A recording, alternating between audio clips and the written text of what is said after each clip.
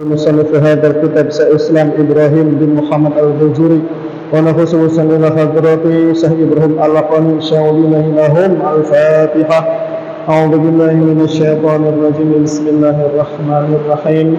الحمد لله رب العالمين الرحمن الرحيم مالك يوم الدين. إياك نعبد وإياك نستعين. اهدنا الصراط المستقيم صراط الذين أنعمت عليهم غير المغضوب عليهم ولا الضالين آمين. بسم الله الرحمن الرحيم. السلام عليكم ورحمة الله وبركاته. Alhamdulillah ala ni'matil iman wal islam wa huma min a'zami ni'am wa kafa bihima min ni'mah. Ashhadu an la ilaha illallah wahdahu la sharika lah wa ashhadu anna Muhammadan abduhu wa rasuluhu la nabiyya ba'da. Allahumma salli wa sallim ala sayyidina Muhammadin wa ala alihi wa sahbihi ajma'in. Amma ba'd. Hadratul mukarramin yang kami hormati, yang kami muliakan, para alim ulama, para asatidz, para sesepuh, wabil khusus kepada ketua yayasan Al-Islah, yaitu Ustadz Imam yang pada minggu yang lalu dirawatnya, Masya Allah.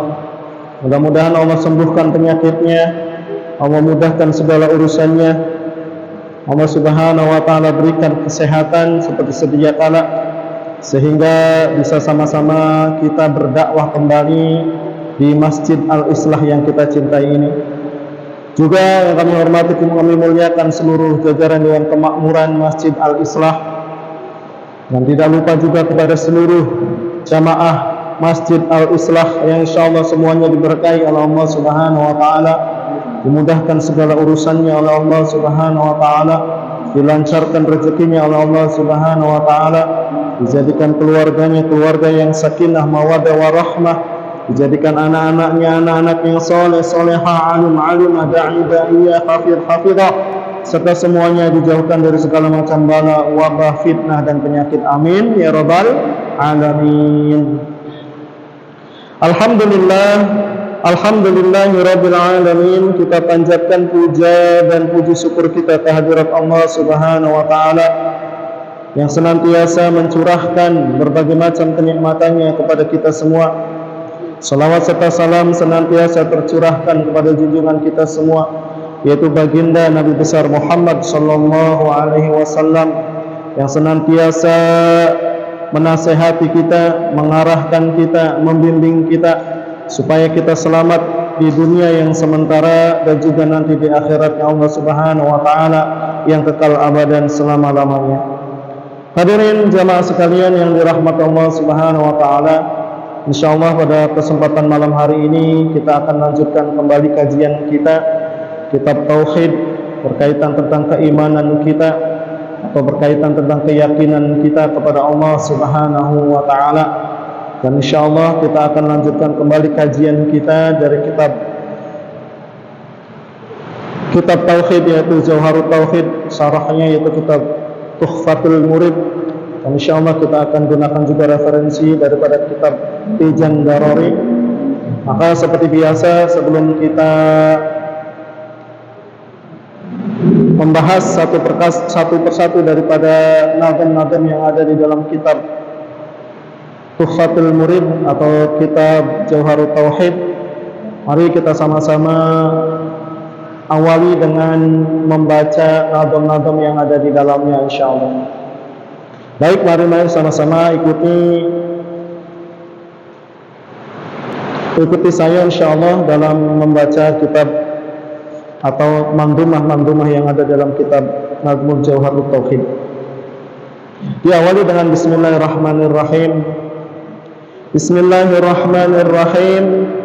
Alhamdulillahi ala silatihi thumma salamullahi ma'asalatihi ala nabi ja'a bitauhidi wa qad halad dinu ani tauhidi فأرشد الخلق لدين الحق بسيفه وهديه للحق محمد العاقب لرسل ربه وآله وصحبه وحزبه وبعد فالعلم بأسر الدين محكم يحتاج لتبيين لكن من التبويب قلت الهمم فصار فيه الاختصار ملتزم وهذه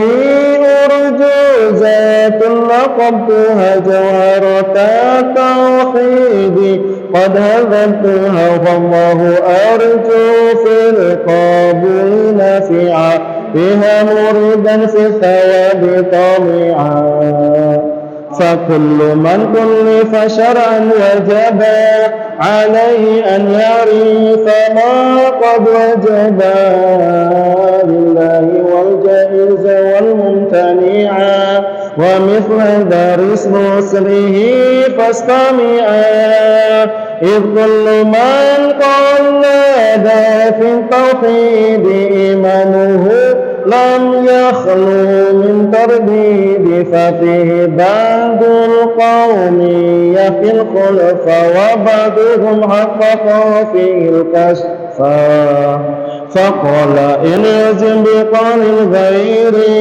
كفى وإلا لم يزال في الضير وزن بأن أولا مما يجب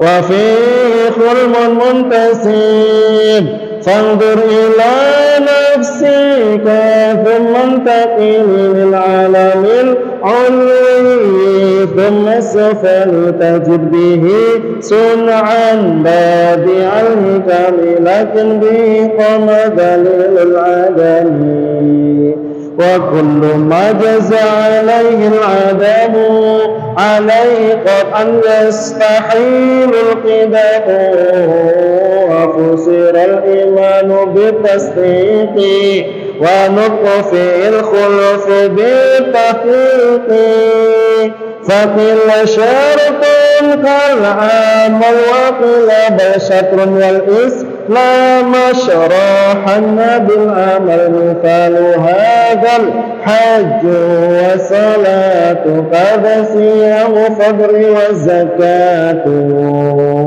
ورجحت زيادة الإيمان بما تزيد طاعة الإنسان ونفسه بنفسها وقيل لا خلف كذا قد نقل فواجب الله الوجود والقدم كذا بقاء لا يشاب بالعدم وأنه لما ينال العدم مخالف برهان هذا القدم.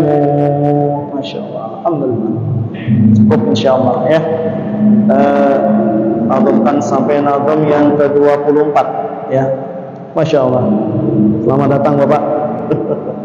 Agak telat ya. Baik. Hadirin jamaah sekalian yang dirahmati Allah Subhanahu wa taala, kita akan lanjutkan kembali pembahasan nazam yang ke-23 ya, yang sebelumnya sudah kita bahas pada pertemuan yang lalu, yaitu fawajibun lahul wujudu wal qidam kadzabaqun la yushabu bil adam. Itu nazamnya kita baca, kemudian kita artikan ya. Fawajibun, maka wajib, lahu bagi Allah Subhanahu wa taala al-wujudu, memiliki sifat wujud, wal qidamu, wajib bagi Allah Subhanahu wa taala juga memiliki sifat al-qidam. Kada baqaun, sebagaimana juga Allah wajib memiliki sifat baqa, la yusadu bil adam, yang tidak dicampuri dengan ketiadaan. Tuh, artinya seperti itu. Kalau diartikan di kitab Tijan Daruri, di sini dijelaskan, ya, kita masuk kepada sifat Allah Subhanahu wa taala yang kedua. Yang pada pertemuan yang lalu atau minggu yang lalu kita sudah bahas berkaitan sifat Allah yang pertama, yaitu al-wujud. Kemudian yang kedua yaitu al-qidam. Dijelaskan di dalam kitab Tijan Daruri, wa yajibu fi haqqihi ta'ala, dan wajib dalam hak Allah Subhanahu wa taala al-qidamu, yaitu sifat qidam. Qidam secara bahasa artinya terdahulu. Wa ma'nahu, yang artinya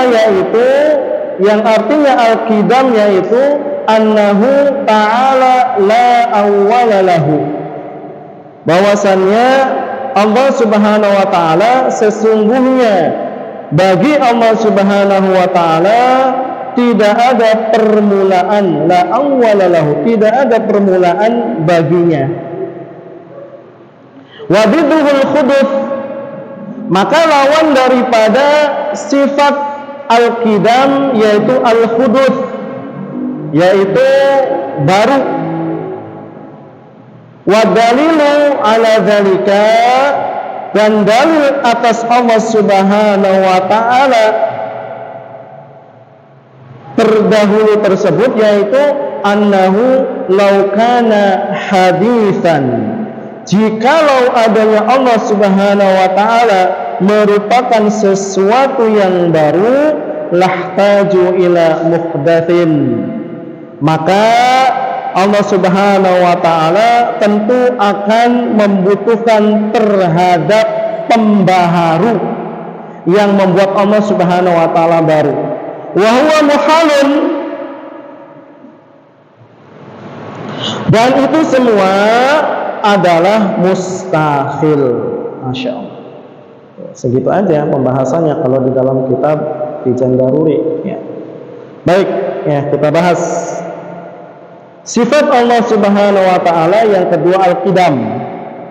Yang pada pertemuan yang lalu kita sudah membahas sifat Allah Subhanahu wa taala yang pertama, yaitu sifat wujud. Apa wujud artinya? Apa wujud artinya? Ada. Lawan daripada wujud adalah apa? Adam. Ya. Bukan Adam, bukan pakai hamzah, tapi pakai ain. Adam. Artinya tidak ada. Ya. Jadi kalau dijelaskan di dalam kitab Tuhfatul Murid, ya, wujudnya Allah Subhanahu wa taala ini adalah wujud secara dzati. Ya. Karena wujud ada dua.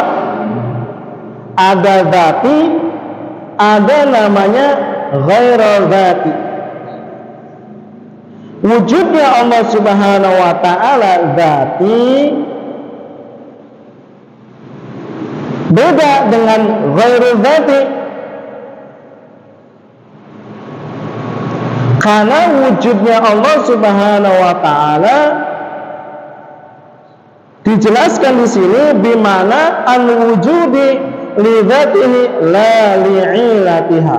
Wujudnya Allah Subhanahu wa taala bukan disebabkan karena yang lain, ya. Bukan disebabkan atau bukan karena diwujudkan oleh yang lain. Berbeda dengan wujudnya makhluk atau wujudnya alam ini. Wujudnya alam ini adalah ghairu dzati. Adanya makhluk ini dikarenakan diwujudkan oleh hal yang lain. Maka makhluk ini atau alam ini adalah ghairu dzati. Ya, itu dijelaskan pada pertemuan yang lalu. Apa dalilnya bahwasanya Allah Subhanahu wa taala itu ada? Apa dalilnya bahwasanya Allah Subhanahu wa taala itu wujud?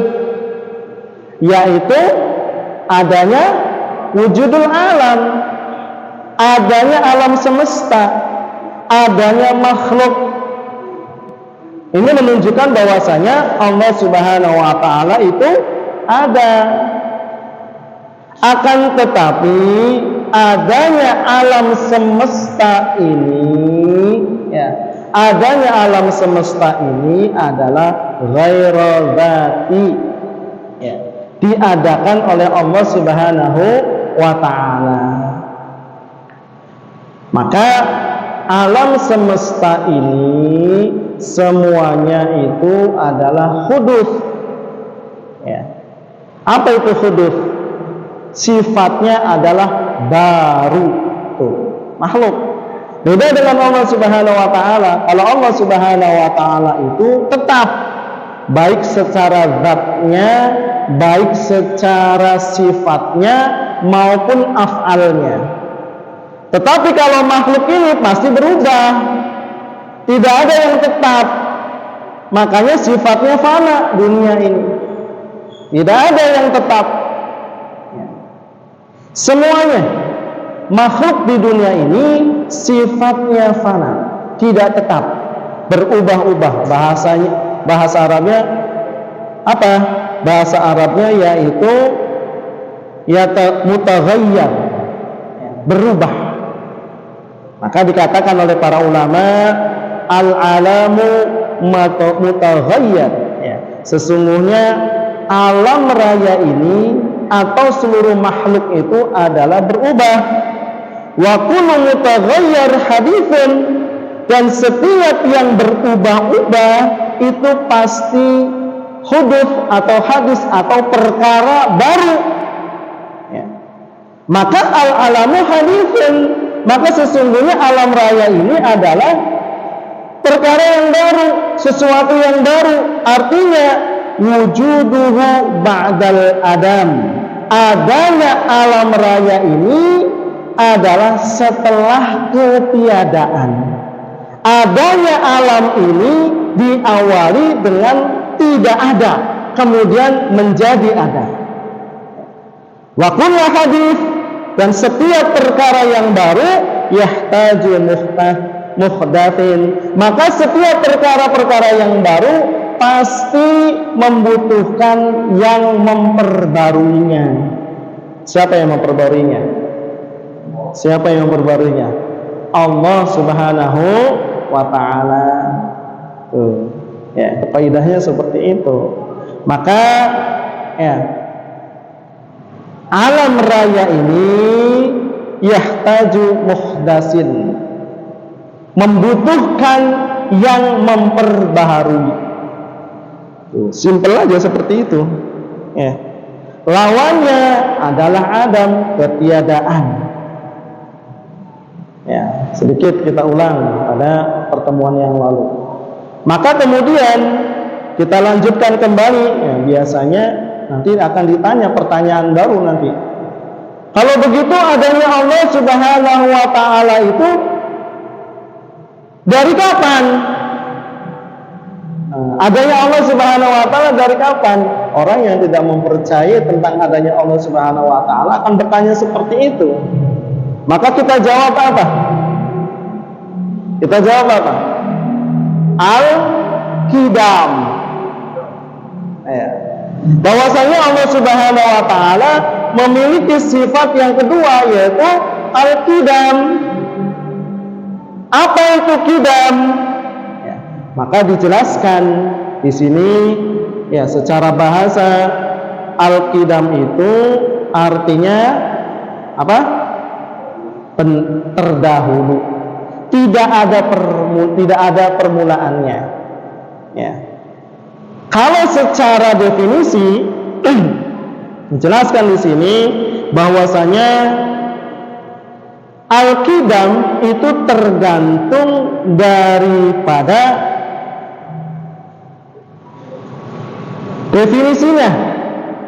Ya. Jadi dijelaskan di sini bahwasanya al-qidamu salasatun, bahwasanya qidam itu ada 3 macam. Qidam ada 3 macam. Salasatu aqsam. Yang pertama disebut dengan dzatiyun. Yang pertama disebut dengan qidam dzatiyun. Yang kedua yaitu wazamaniyun, disebut dengan qidam zamaniyun. Dan yang ketiga yaitu qidam idhafiyun, yaitu qidam idhafi. Ya, tuh, qidam dijelaskan. Kemudian dijelaskan lagi wal muradu bil qidami, adapun penjelasan daripada qidamnya Allah Subhanahu wa taala, ya, wal muradu bil qidami fi haqqi ta'ala, adapun qidamnya Allah Subhanahu wa taala, ya, dijelaskan lagi bahwasanya qidamnya Allah Subhanahu wa taala itu adalah qidam dzati, yaitu qidam secara dzati. Apa itu qidam secara dzati? Tadi ada 3 ya, ada secara dzatiyun, ada secara zamaniyun, ada secara idhafiyun. Nah sekarang yang pertama, apa definisi qidam dzati itu? Yaitu dijelaskan di sini, qidam dzati itu adalah wa huwa adamu iftitahil wujudi, wa in syi'ta qulna huwa adamun aulati lil wujud. Jelaskan apa itu qidam dzati. Qidam dzati kalau kita permudah secara bahasa yaitu sesuatu yang ada tidak bermula, sesuatu yang adanya itu tidak diawali dengan ketiadaan. Itu namanya qidam dzati. Adanya sesuatu itu bukan dikarenakan diawali dengan ketiadaan. Itu namanya qidam dzati.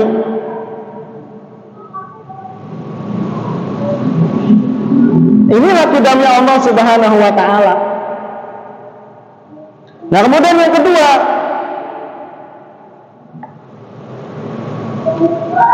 qidam zamaniyun. Apa itu qidam zamaniyun? Dijelaskan di sini, fal muradu bil zamani wa huwa tulul muddati wa dabtun bisanatin. Ya. Apa itu qidam zamani?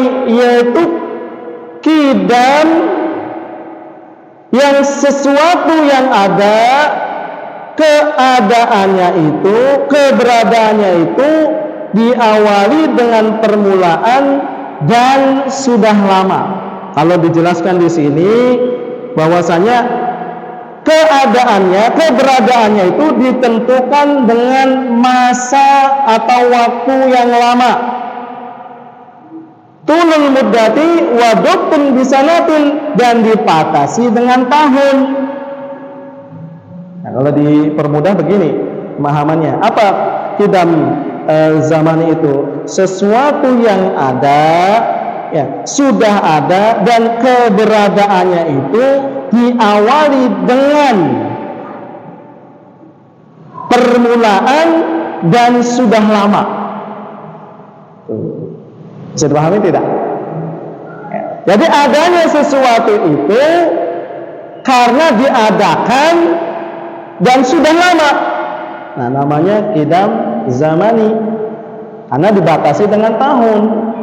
Contohnya apa? Qidam zamani itu Ka'bah. Ka'bah itu kan, adanya Ka'bah itu kan dari terdahulu. Bahkan dikatakan sejak awal mulanya alam raya ini sudah ada Ka'bah. Sebelum Nabi Adam alaihissalam diturunkan ke bumi ini, Ka'bah sudah ada.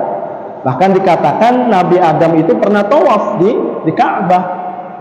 Maka kidamnya Ka'bah ini disebut dengan kidam zamaniyun. Ada, tapi diawali dengan ketiadaan, kemudian diadakan oleh Allah Subhanahu wa taala, tapi masanya lama sekali. Ya.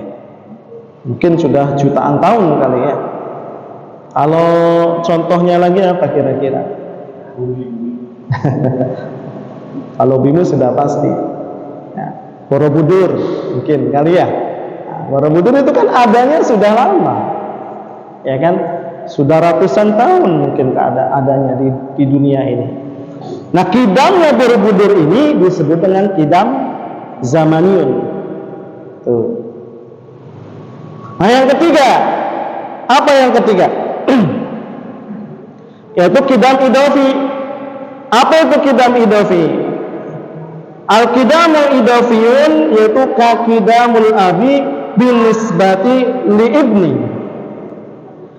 Kidam idofi itu yaitu sesuatu yang adanya lebih lama, lebih dulu daripada yang lain.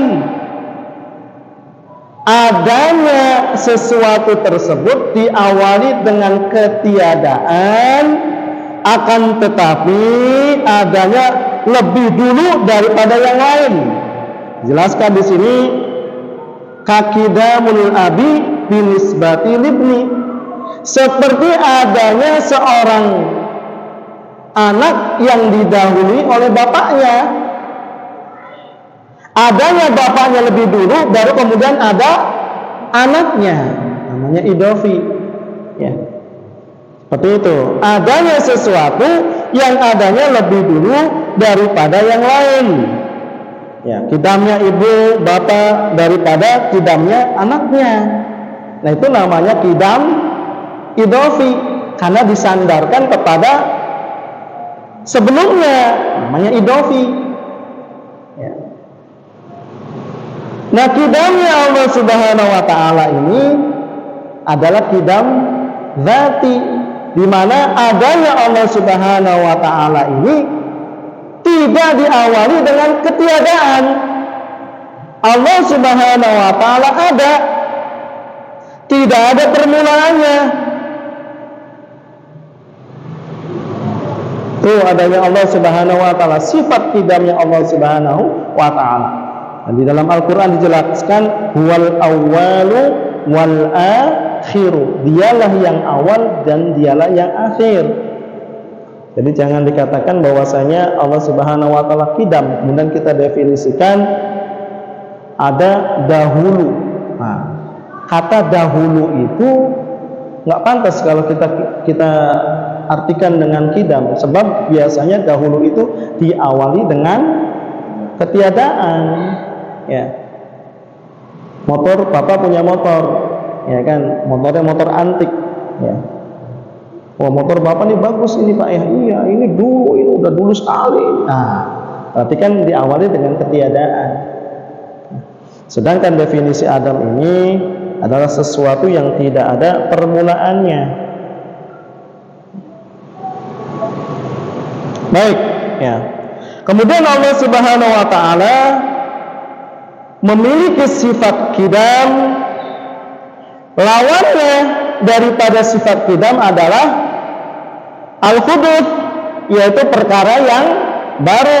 Jadi semua makhluk tadi diceritakan di awal, disampaikan di awal di sifat wujud tadi, bahwasanya makhluk itu sifatnya adalah huduth, yaitu baru. Dan setiap yang baru pasti diawali dengan ketiadaan. Tuh, kaidah nih harus dihafal nih yang kayak gini nih, ya. Harus dihafal nih, Pak. Ya. Apa dalilnya?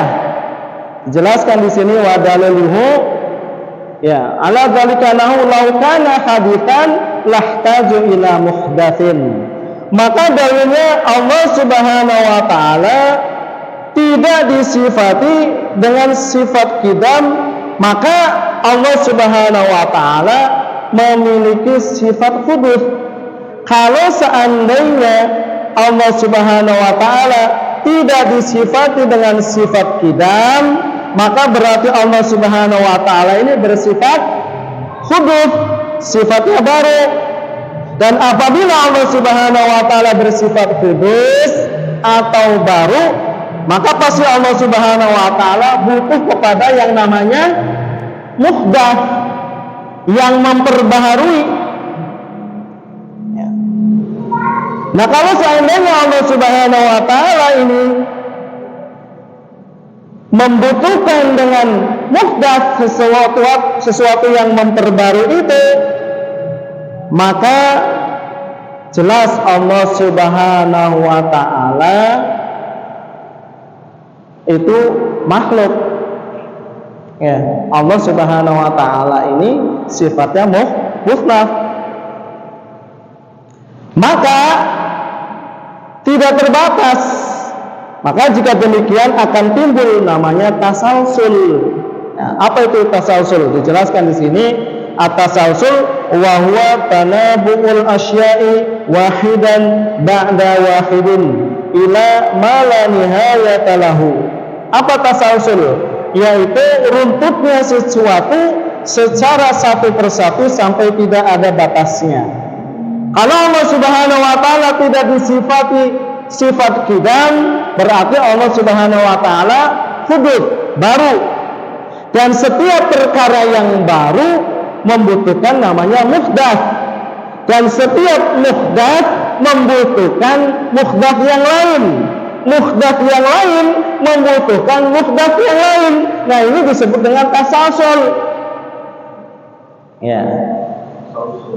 Bapak ada di dunia, diawali dengan adanya bapaknya bapak. Ya, katakan yang lain lah.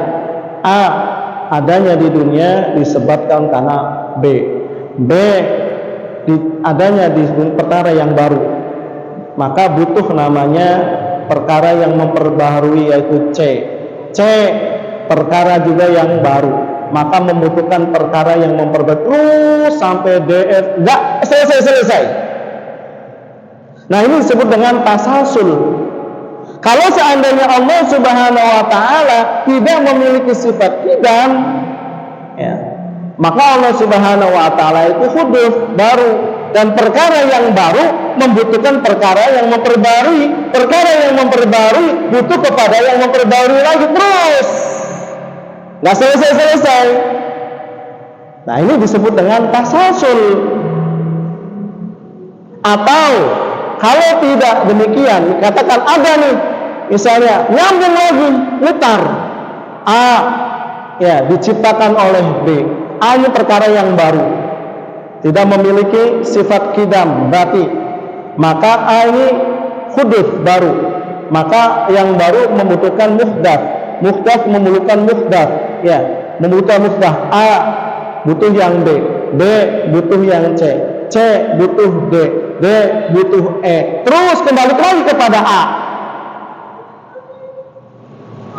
Nah, ini disebut dengan daur namanya. Ya. Apa daur itu? Kalau dijelaskan di sini definisi daur adalah ad-dauru wa huwa tawaqqufi bi syai'in ala akhara tawaqqafa alaih. Daur adalah tergantungnya sesuatu terhadap sesuatu yang lain, yaitu terus muter. A diciptakan B, B diciptakan D, D diciptakan E, E diciptakan F, F diciptakan G, G diciptakan A lagi, terus muter. Nah, ini namanya daur. Kalau seandainya Allah Subhanahu wa taala tidak disifati sifat qidam, ya.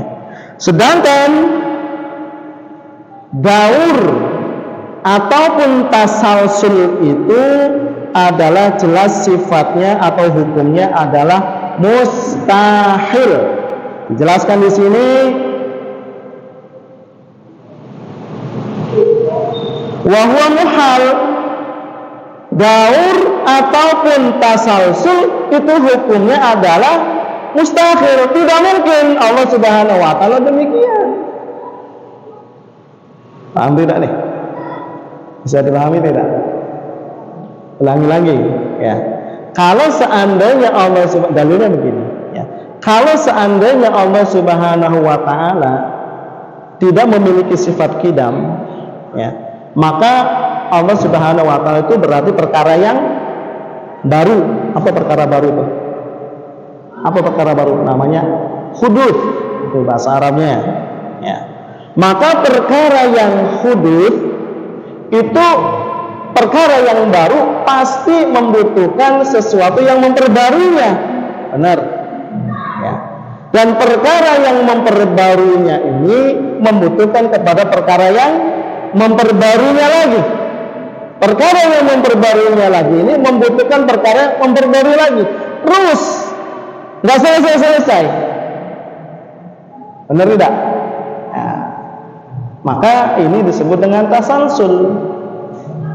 Atau katakan misalnya nyambung nih, ya. Perkara yang baru membutuhkan perkara yang memperbarui atau muhdats. Perkara muhdats yang pertama ini membutuhkan perkara muhdats yang kedua. Perkara muhdats yang kedua ini membutuhkan yang ketiga. Maka akan balik lagi kepada yang pertama. Nah, ini namanya daur kalau dalam bahasa Arabnya.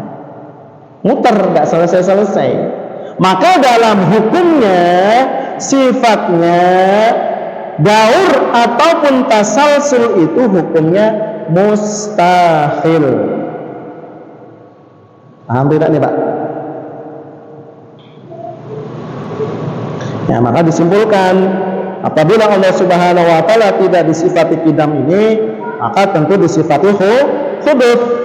Apabila disifati dengan sifat hudud, pasti butuh dengan sifat muhdats yang memperbaharui. Muhdats itu ada yang memperbaharui atau sifat yang lain, ya. Apabila tidak ada batasnya, tadi kan nggak ada batasnya, ya, itu disebut dengan tasalsul namanya. Kalau nggak ada batasnya, tapi kalau dibatasi, maka jadi yang namanya daur. Sedangkan daur itu hukumnya mustahil. Apabila daur dan tasalsul hukumnya mustahil, maka Allah Subhanahu wa taala tidak butuh kepada muhdats. Maka tidak mungkin Allah Subhanahu wa taala itu muhdats. Apabila Allah Subhanahu wa taala tidak butuh dengan muhdats, maka Allah Subhanahu wa taala tidak disifati dengan sifat hudud, perkara yang baru. Dan kalau seandainya Allah Subhanahu wa taala tidak disifati dengan sifat yang baru, maka pasti Allah Subhanahu wa taala disifati dengan sifat qidam. Masya Allah. Pusing nggak? Pusing nggak nih? Ini kaidah nih, ya. Jadi yang harus dihafalin itu apa? Semua makhluk itu artinya baru. Artinya apa? Hudud. Nah, kalau dalam bahasa Arab namanya hudud. Dan setiap yang baru membutuhkan yang memperbarui, namanya muhdats. Seperti itu, ya. Allah Subhanahu wa taala ini bukan hudud. Tidak hudud bahwa itu baik sifatnya, baik zatnya maupun af'alnya. Kenapa? Karena Allah Subhanahu wa taala sifatnya tetap. Paham tidak nih? Maka karena Allah Subhanahu wa taala tidak hudud, maka Allah Subhanahu wa taala tidak disifati dengan Allah tidak membutuhkan namanya muhdats. Maka Allah Subhanahu wa taala ini memiliki sifat qidam. Bisa dipahami Pak? Apa telat? Apa Pak? Masya Allah. Bisa dipahami? Nah, seperti itu kurang lebih ya. Kenapa Pak? Karena kalau perkara yang baru hudud, maka akan muncul nih dua hal yang disebut dengan tasalsul dan daur. Adanya bapak diawali dengan orang tua bapak. Orang tua bapak diawali dengan kakek bapak. Terus menerus. Seperti itu. Sedangkan Allah tidak. Ya. Atau mungkin kalau seandainya ada batasnya, maka akan terjadi namanya daur, muter. Kalau dalam ilmu biologi namanya apa? Daur ulang atau simbiosis ya, seperti itu ya. Ya, seperti itu. Sifatnya apa yang seperti namanya? Sifat makhluk. Ya, sifatnya makhluk. Sedangkan Allah Subhanahu wa taala itu adalah khaliq.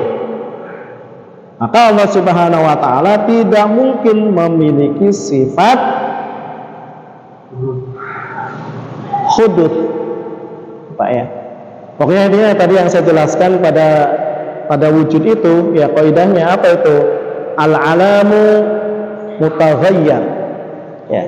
Bahwasannya alam raya makhluk itu pasti berubah-ubah. Dulu kita nggak ada. 100 tahun yang lalu kita nggak ada. Kemudian sekarang ada. 100 tahun yang akan datang tidak ada lagi. Ya. Itu semua makhluk seperti itu. Pasti kita akan berubah. Itu sifatnya makhluk, makanya disebut dengan fana. Wa kullu mutaghayyir hadithun, dan setiap yang berubah-ubah ya, itu pasti perkara yang baru, makhluk. Pasti makhluk. Ya, perkara yang berubah-ubah itu. Ya. Dulu lahir bayi, anak-anak, balita, anak-anak, remaja, dewasa, tua, di situ mati. Berubah kan? Semua coba di dunia alam raya ini pasti berubah. Alam raya ini pun pasti akan berubah, bahkan akan dihancurkan oleh Allah Subhanahu wa taala. Dunia ini pasti akan dihancurkan. Kapan? Wallahu a'lam bishawab. Yang pasti kita meyakini bahwasanya alam dunia ini sifatnya sementara, Pak. Ya. Akan dihancurkan. Bahkan para ilmuwan sudah meneliti bahwasanya dunia ini akan punah, akan hancur suatu saat. Itu ilmuwan sudah menentukan seperti itu. Ya, para ilmuwan itu ya dijelaskan pada pertemuan yang lalu, karena dia mengandalkan akalnya, maka akalnya itu hanya mampu mencapai bahwasanya alam raya ini ada yang menciptakan. Sudah sebatas itu saja. Ya. Seperti para filsafat Aristoteles, Socrates, gitu kan? Mereka meneliti, mereka berpikir bahwasanya alam raya itu wujudnya seperti apa. Maka akhirnya pada sampai suatu kesimpulan bahwasanya adanya alam raya ini ada yang menciptakan. Cuma Aristoteles sama Socrates itu hanya sampai segitu, nggak ketemu tuh sama Nabi Isa, sehingga nggak tahu siapa sih yang menciptakan alam raya ini, siapa, nggak tahu mereka, mentok. Maka untuk bisa memahami bahwasanya yang menciptakan alam raya ini adalah Allah Subhanahu wa taala, dibutuhkan apa yang kedua, namanya agama atau syariat. Kalau seandainya Socrates atau Aristoteles ketemu Nabi Isa, siapa yang menciptakan alam raya ini? Maka menjawab Allah Subhanahu wa taala. Makanya orang yang lebih mengedepankan akal, mengedepankan logika, nggak nyampe, Pak. Harus didasari dengan syariat, didasari dengan agama, baru sampai ketemu yang namanya bahwasanya yang menciptakan alam raya ini adalah Allah Subhanahu wa taala. Khaliqus samawati wal ard, dialah yang menciptakan langit dan bumi, wa ma bainahuma, dan segala sesuatu yang ada di dalamnya.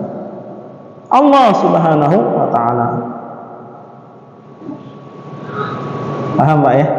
Masya Allah, tuh simpel aja kita memahami al-qidamnya Allah Subhanahu wa taala ini ya.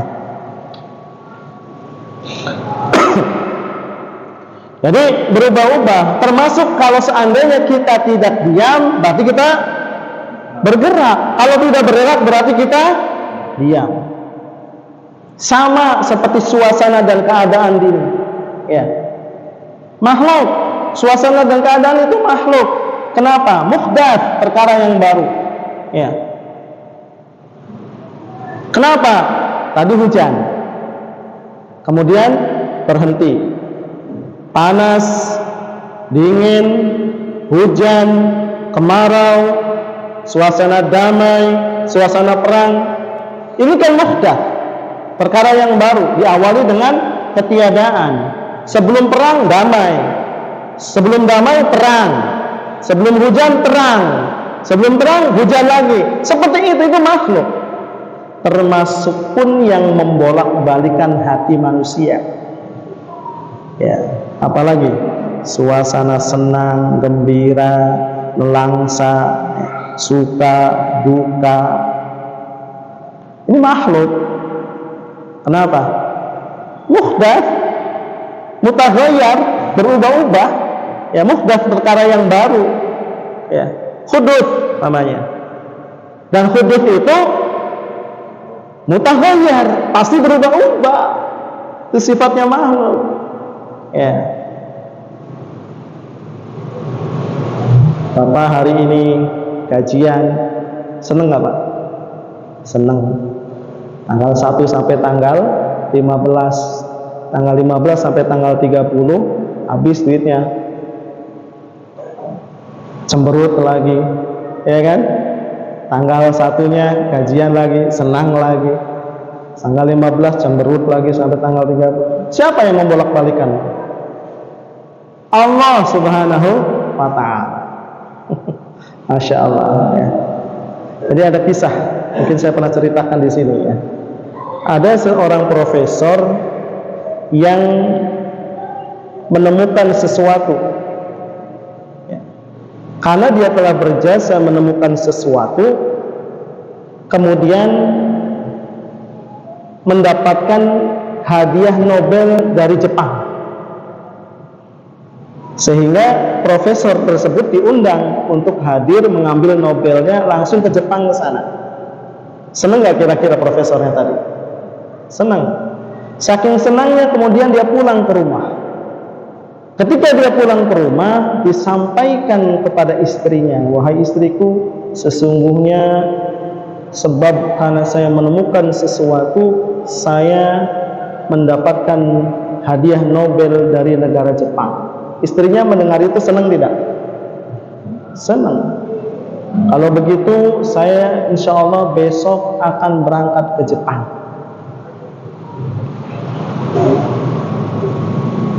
Maka tolong bangunkan saya pagi-pagi hari supaya nggak ketinggalan pesawat. Maka malamnya dia tidur lebih awal. Ternyata qadarullah kesiangan. Sehingga karena kesiangan ketinggalan pesawat. Kira-kira istrinya senang tidak? Kecewa, ya kan? Kecewa. Kenapa? Karena ketinggalan pesawat, otomatis dia suaminya tidak mendapatkan hadiah Nobel dari Jepang. Kenapa? Ya karena terlambat. Kemudian karena kecewa, dia pergi ke dapur, ya, kemudian bikin sarapan sambil nonton televisi. Ketika dia menonton televisi, dia melihat di berita bahwasanya pesawat tadi pagi yang berangkat dari bandara ternyata terjadi kecelakaan, jatuh dan penumpangnya semuanya meninggal dunia. Kira-kira sang istri tadi senang tidak? Kenapa? Karena suaminya selamat, kesiangan, nggak jadi meninggal dunia. Bahagia lagi. Maka saking bahagianya, kemudian dia datang ke suaminya yang masih tidur, dibangunkanlah suaminya. Wahai suami, alhamdulillah kita nggak kesiangan, tidak jadi berangkat. Dibangunin, nggak bangun-bangun suaminya. Ternyata suaminya telah meninggal dunia. Kira-kira istri tersebut gimana? Sedih lagi. Ya, Masya Allah. Ya, tuh Pak. Siapa yang membolak-balikan hati manusia? Siapa yang membolak-balikan hati manusia? Allah Subhanahu wa ta'ala. lihat sang istri tadi, ketika mendengar informasi suaminya mendapatkan hadiah novel, senang tidak? Bahagia. Ketika pada pagi hari kesiangan sehingga tidak bisa terbang ke Jepang dengan pesawat pagi hari, kecewa tidak? Kecewa. Ketika mendengar berita di televisi pesawatnya jatuh, penumpangnya meninggal semua, bahagia lagi. Tapi terakhir ketika melihat suaminya meninggal dunia, kecewa lagi. Siapa yang membolak-balikan hati istri tersebut? Siapa? Allah Subhanahu wa ta'ala. Makhluk seperti itu, Masya Allah. Maka hikmah kita bisa memahami, atau hikmah kita ini meyakini ada sifat kidam, itu semakin kita mantap imannya. Paham ya Pak ya? Bisa dipahami tidak nih? Masya Allah. Seperti itulah kurang lebih pemahamannya. Kita bahas secara teori, kemudian kita bahas lagi ya lebih detailnya, dan kita contohkan seperti itu hikmah, insya Allah ya. Sudah bisa ya? Sudah? Sudah lewat? Masya Allah. Ya, cukup insya Allah ya. Pemahaman kita tentang sifat yang kedua, yaitu al-qidam. Maka insya Allah kita akan lanjutkan kembali dengan sifat yang ketiga, yaitu al-baqa, insyaallah pada pertemuan yang akan datang. Ini saja pembahasan kita pada malam hari ini. Insyaallah mudah-mudahan bermanfaat, menambah pengetahuan kita, keilmuan kita, menambah keyakinan kita, sehingga lebih sempurna lagi kita beriman kepada Allah Subhanahu wa ta'ala. Maka kita tutup dengan doa kafaratul majlis. Subhanakallahumma wa bihamdika asyhadu an la ilaha illa anta astaghfiruka wa atubu ilaik. Billahi taufiq wal hidayah. Assalamualaikum warahmatullahi wabarakatuh.